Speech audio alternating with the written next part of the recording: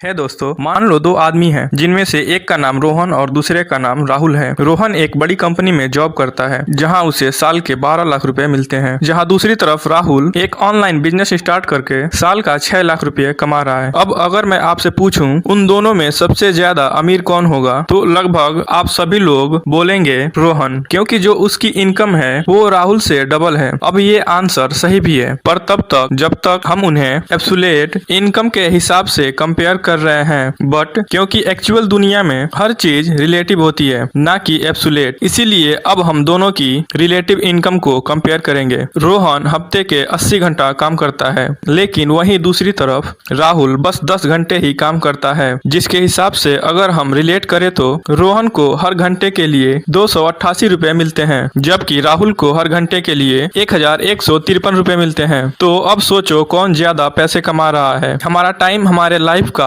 सबसे कीमती चीज है, जिसे रिलेट करके देखे तो यहाँ राहुल ज्यादा अमीर है, क्योंकि वो रोहन से पूरे 70 घंटे कम काम कर रहा है। आप ही सोचो वो हर हफ्ते उन 70 घंटों में कितना कुछ कर सकता है, जैसे कि वो उस टाइम में नई चीजें सीख के अपना स्किल बढ़ा सकता है, जिससे उसका बिजनेस भी स्मार्ट होगा और उसका इनकम भी डबल ट्रिपल और भी ज्यादा बढ़ सकती है। वो अपनी फैमिली, फ्रेंड्स और हेल्थ को टाइम दे सकता है, जिसकी रिटर्न में उसकी लाइफ की हैप्पीनेस भी बहुत ज्यादा बढ़ेगी। जबकि रोहन के लिए ये सारी चीजें करना मुश्किल होगा, क्योंकि उसके पास बहुत कम टाइम होता है। और बस यही नहीं, एक कंसेप्ट जिसे जियोर्बिट्रेज कहते हैं, वो इस कंपैरिजन को और भी इंटरेस्टिंग बना देता है, क्योंकि राहुल काम करता है एक बड़ी कंपनी में, जो कि एक बड़ी शहर में स्थित है। इतनी दूर उसे हमेशा आना जाना पड़ेगा, इसीलिए उसका हमेशा ऑफिस के पास रहना भी जरूरी है। जबकि दूसरी तरफ राहुल ऑनलाइन बिजनेस करता है, वो अपना काम दुनिया में ऑलमोस्ट कहीं से भी कर सकता है, जहां उसे और कुछ नहीं, बस उसे एक ऑन लैपटॉप और इंटरनेट चाहिए होगा। अब ये सब मैं आपको बता रहा हूँ क्योंकि रोहन को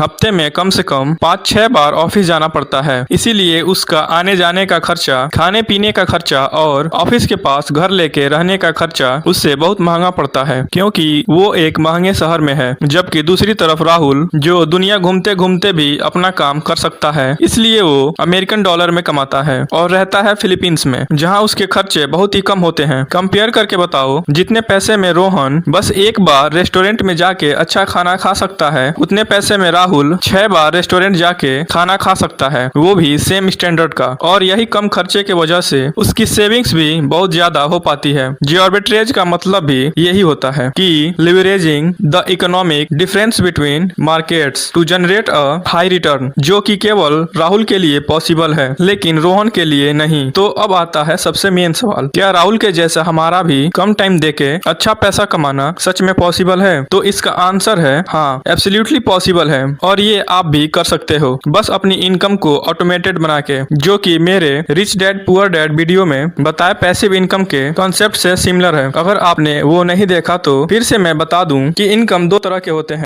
पहला है एक्टिव इनकम, जिसे कमाने के लिए हमारा हमेशा एक्टिव रहना जरूरी है। मतलब अगर हम काम नहीं करेंगे तो हमें पैसे भी नहीं मिलेंगे। एग्जाम्पल, जॉब करना या अपनी दुकान खोल के उसे खुद से चलाना। और दूसरा रास्ता होता है पैसिव इनकम, जिसमें पैसे आने के लिए आपका काम करना जरूरी नहीं होता। अगर एक काम करना भी पड़ेगा तो वो भी बहुत कम। एग्जाम्पल, अपनी उस दुकान को भाड़े पे दे देना, जिससे आपको मंथली इनकम आते रहे बिना कुछ करे, या एक यूट्यूब चैनल होना जिसके वीडियोज से आपको हमेशा पैसे आते रहे। एक्चुअल में इंटरनेट से ऑटोमेटेड इनकम कमाने के बहुत से तरीके होते हैं, लेकिन जो सबसे पॉपुलर तरीका है वो है पहला, खुद का कुछ प्रोडक्ट या कंटेंट बना के, दूसरा प्रोडक्ट्स या आइडियाज को लाइसेंस करा के, और तीसरा चीजों को रीसेल करके। इनमें से सबसे सिंपल रीसेल करने का तरीका होता है, जैसे कि समझो आपको रीसेलर बनना है, तो आपको सबसे पहले बेचने के लिए एक प्रोडक्ट खरीदना पड़ेगा, जो आप किसी भी होलसेल वेबसाइट से, जैसे कि अलीबाबा या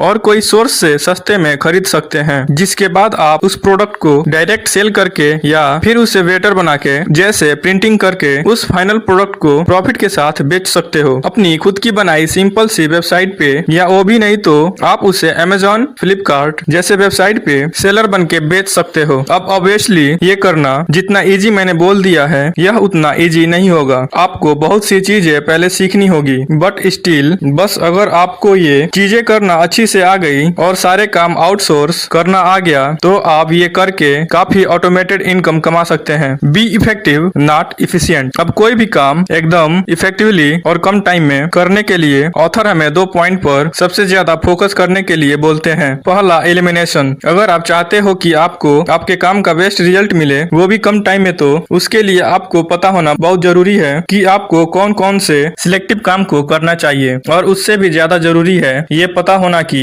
आपको कौन कौन से काम नहीं करना चाहिए। और ये दोनों पता करने के लिए एक प्रिंसिपल आता है जिसे हम 80-20 प्रिंसिपल कहते हैं, और ये प्रिंसिपल बहुत ही ज्यादा पावरफुल है। 80-20 प्रिंसिपल ये बोलता है आपके ज्यादातर रिजल्ट जो आपको मिलते हैं वो आपके बस थोड़े से काम के लिए मिलते हैं। इनफैक्ट आपके 80% रिजल्ट आपके 20% काम की वजह से मिलते हैं। तो इसीलिए आपको ये पता होने बहुत जरूरी है कि वो 20% काम क्या है, ताकि आप अपना फोकस और एनर्जी उस 20% काम पर लगा सको और बाकी बचे 80% को एलिमिनेट कर सको।